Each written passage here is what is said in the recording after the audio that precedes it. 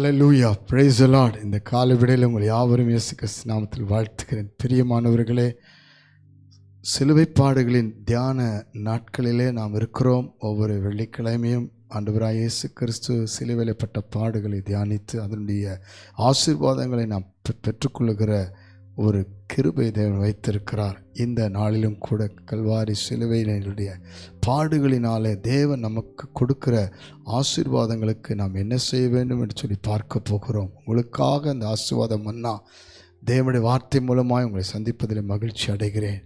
கர்த்தர் நமக்காக பேசுகிற வார்த்தை 1 பேதுருவின் புஸ்தகம் 2ஆம் அதிகாரம் 24ஆம் வசனத்தை வாசித்து பாருங்கள். நாம் பாவங்களுக்கு செத்து நீதிக்கு பிழைத்திருக்கும்படி அவர் தாமே தமது சரீரத்திலே நம்முடைய பாவங்களை சிலுவையின் மேல் சுமந்தார், அவருடைய தழும்புகளால் குணமானீர்கள். அல்லேலூயா, அல்லேலூயா. அப்போஸ்தலனாகிய பேதுரு தேவனுடைய சபைக்கு திட்டமாய் அவர் இயேசு கிறிஸ்துவினுடைய பாடுகளினுடைய விடுதலை ஆசீர்வாதத்தை சொல்லுகிறார். நாம் இந்த பூமியில் எப்படி பிழைத்திருக்க வேண்டும் என்று சொல்லி சுட்டி காண்பிக்கிறார். பாவங்களுக்கு செத்து இயேசு கிறிஸ்துவின் இரத்தம் சகல பாவங்களையும் கழுவி சுத்திகரிக்கும் என்று 1 யோவான் 1ஆம் அதிகாரம் 7-9 வாசிக்கிறோம். நாம் பாவங்களுக்கு மரிக்க வேண்டிய காலம் இதுவே. காரணம், எங்கு திரும்பினாலும் பாவத்தின் சம்பளம் மரணம் என்று சொல்லி பாவத்தினால நம்முடைய ஆத்துமா சாகிறதை நாம் பார்க்கிறோம். ஒவ்வொரு முறை பாவம் செய்யும் பொழுது நம்முடைய ஆத்துமா பாதிக்கப்படுகிறது, குற்ற உணர்வு இருக்கிறது.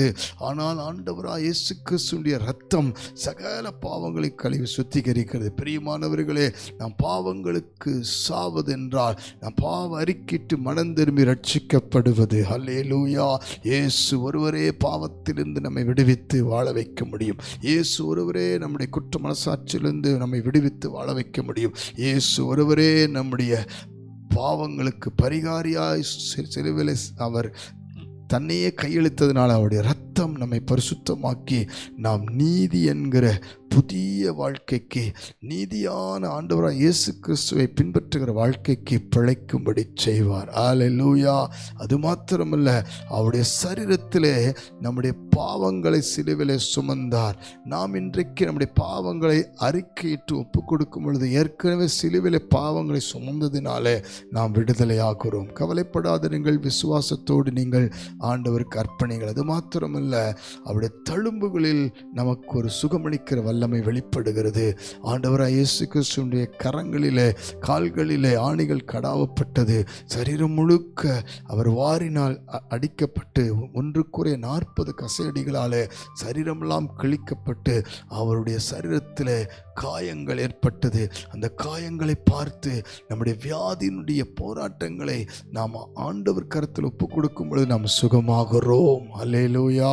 வியாதி படுக்கையை மாற்றுவார், கொடிய வியாதிகளை மாற்றுவார், வேதனைகளை மாற்றுவார்.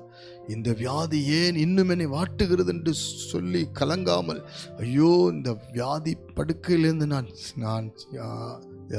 நான் மீண்டு வருவேனா என்றெல்லாம் சந்தேகப்படாமல் சீக்கிரத்தில் குணமாக்குகிற வல்லமையை நோக்கி பார்ப்போம். கல்வாரி சிலுவை பார்க்கும் பொழுது எல்லாவற்றையும் கர்த்தர் அங்குதான் அவர் ஏற்றுக்கொண்டார், நமக்காக பலியானார்.